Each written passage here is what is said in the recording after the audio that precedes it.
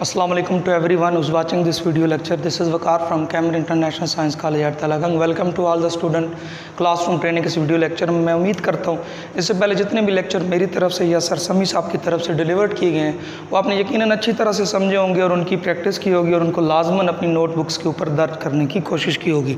Dear student, as you know that हम एक sequence के साथ, एक रूटीन के साथ हम पढ़ रहे थे। सबसे पहले हमने जब इस दोबारा सेशन का आगाज़ किया ऑनलाइन क्लासेस का, तो मैंने आपको प्रेजेंट इंडेफिनिट यानी टेंसेस के बारे में बताया। आपने उसके एक्टिव भी पढ़े, आपने उसके पैसिव भी पढ़े। But right now in previous lecture I was talking about the noun के बारे में बात कर रहे थे। And you have already covered the two types of noun. दो टाइप्स आप उसकी पढ़ चुके हैं, उसकी काइंड्स या टाइप्स। आज हम तीसरी और चौथी के ऊपर डिस्कस करेंगे। डियर स्टूडेंट, ये सारी चीज़ें आपको इसलिए पढ़ाई जा रही हैं कि there is no other channel to do something regarding your study.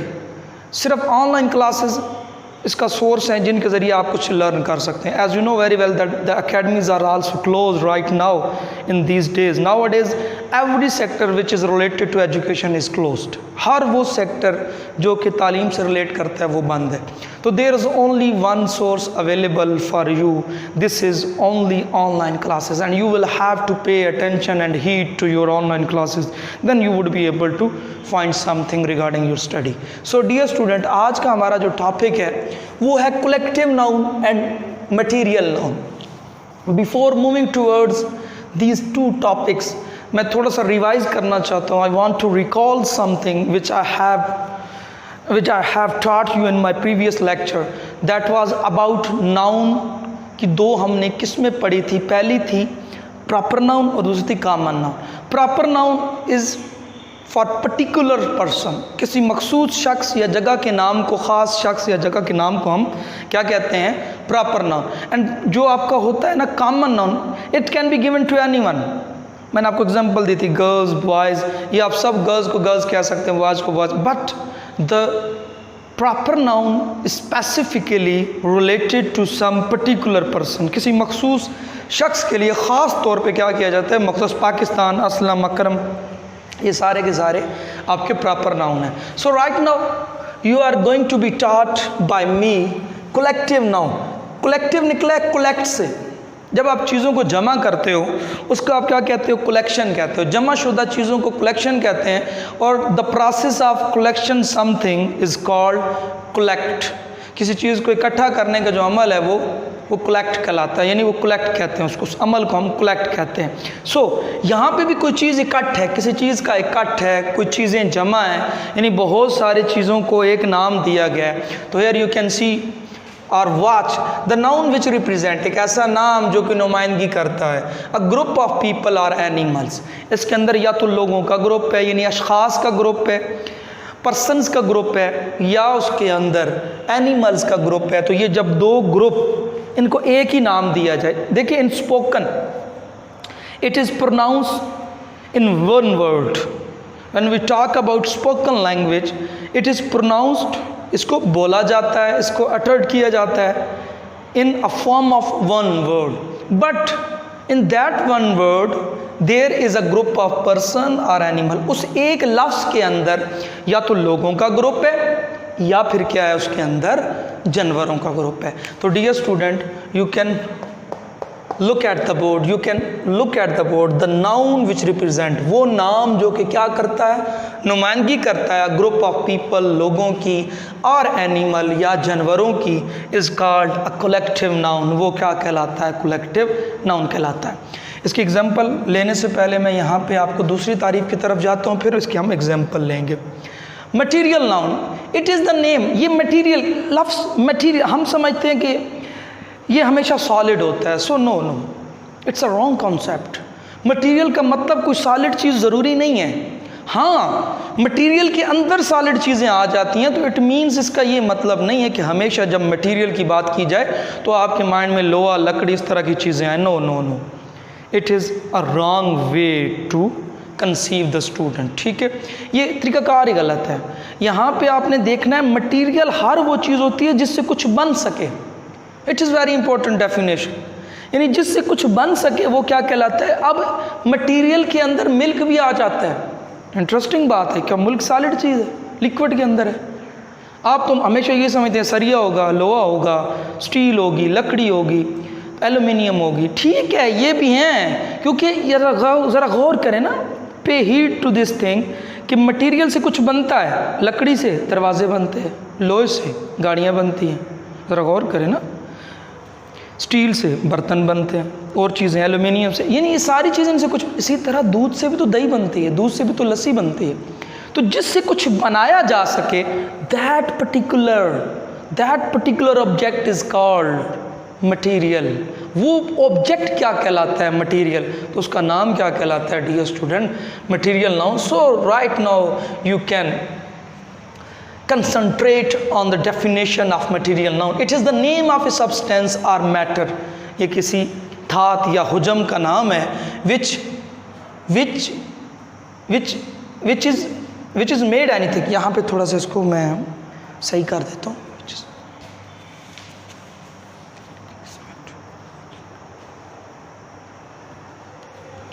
Which is used to make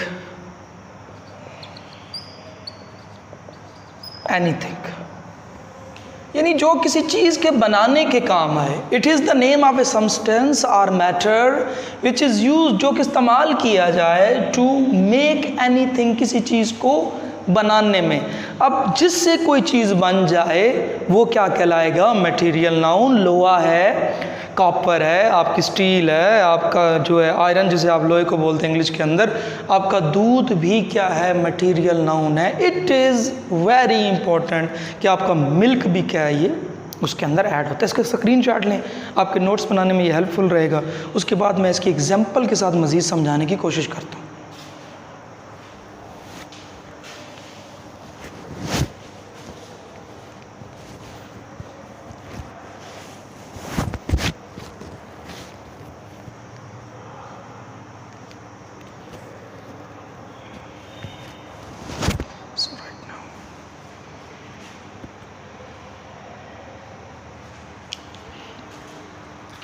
So dear student, I hope you would have taken the screenshot of this whiteboard. So right now I am moving towards the process of example, and the examples are very important for understanding anything, whether you are studying English, Urdu, Islamic studies, physics, chemistry, mathematics, each and every subject.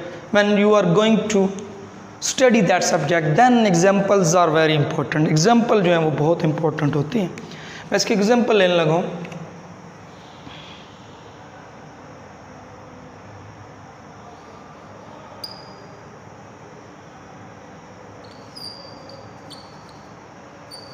Crowd was there.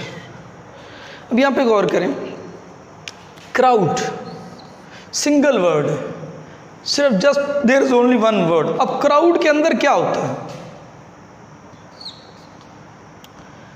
यहाँ पे numbers of persons, यानी यहाँ पे लोग होते हैं, बहुत सारे लोगों का इकट्ठ होता है। That's why it is called crowd. यानी लफ्ज़ एक है और इसके अंदर क्या है, बहुत सारे लोग शामिल हैं, इसलिए हम इसको क्या कहते हैं, कलेक्टिव नाउन कहते हैं।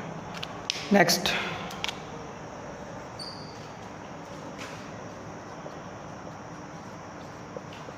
कैटल्स आर, मवेशी चर रहे हैं। अब गौर करें, मवेशी यानी एक लफ्ज़ है कैटल, इसके अंदर एक से ज़्यादा जानवर शामिल हैं, तो नंबर्स ऑफ एनिमल्स हैं। सो दैट्स वाई इसको हम क्या कहते हैं, कलेक्टिव नाउन। एक और एग्जांपल लेता हूँ,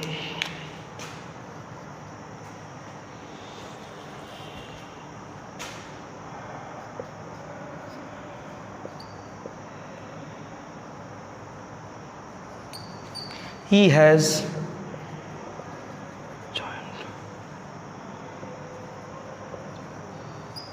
ही हैज़ जॉइंड आर्मी, वो आर्मी में जा चुका है। तो आर्मी को ज़रा गौर करें ना, आर्मी एक लफ्ज़ है लेकिन इसके अंदर बहुत सारे क्या हैं, सिपाही हैं, यानी इसके अंदर नंबर्स ऑफ सोल्जर्स हैं। इसी तरह पुलिस के अंदर भी नंबर्स ऑफ कांस्टेबल्स होते हैं। What is going on?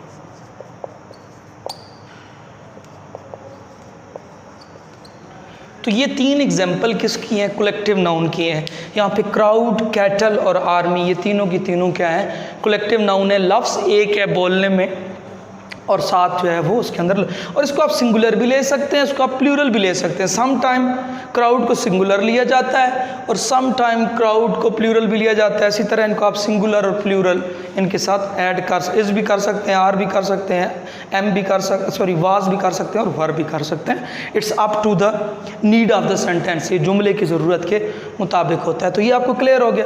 इसके एक स्क्रीन शॉट लें, फिर इसको मैं दोबारा करता हूँ यहाँ पर।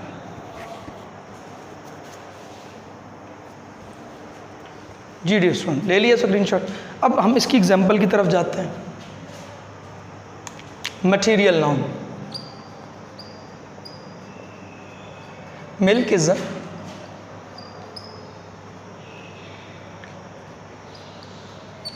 परफेक्ट डाइट, दूध एक मुकम्मल ग़िज़ा है। मिल्क, अब देखें ना, मैंने कहा था कि जिससे कोई चीज़ बनाई जा सके वो डियर स्टूडेंट क्या कहलाता है, मटेरियल नाउन कहलाता है। दूध से दही बन सकती है, लस्सी बन सकती है। सो दैट्स वाई हमारा ये जो दूध यहाँ पे लिखा हुआ है ये क्या है, ये मटेरियल नाउन। नेक्स्ट,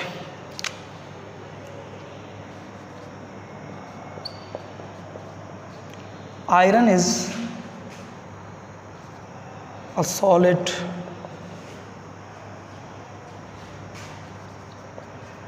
मेटल, लो एक सख्त धात है। अब यहाँ पे देखिए ये धात, ये आयरन से देखें बहुत सारी चीज़ें बन सकती हैं। आपके डोर्स भी बन सकते हैं, गाड़ियाँ बनाने की भी आयरन काम आता है, कुदाल बन सकती है, आपकी बहुत सारी चीज़ें ऐसी हैं जो आप इस्तेमाल करते हैं रोज़मर्रा। आपकी चेयर्स बन सकती हैं, तो आयरन का इस्तेमाल किया जाता है। तो जिससे कुछ बनाया जाए वो क्या कहलाता है, मटीरियल।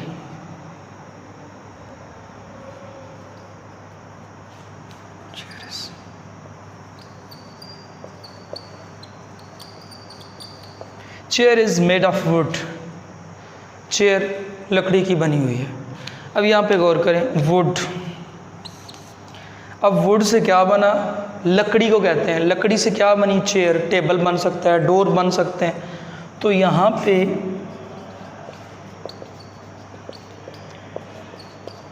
ये क्या हो गया, मटेरियल नाउन। तो ये दोनों किसको रिप्रेजेंट कर रहे हैं, मटेरियल नाउन को।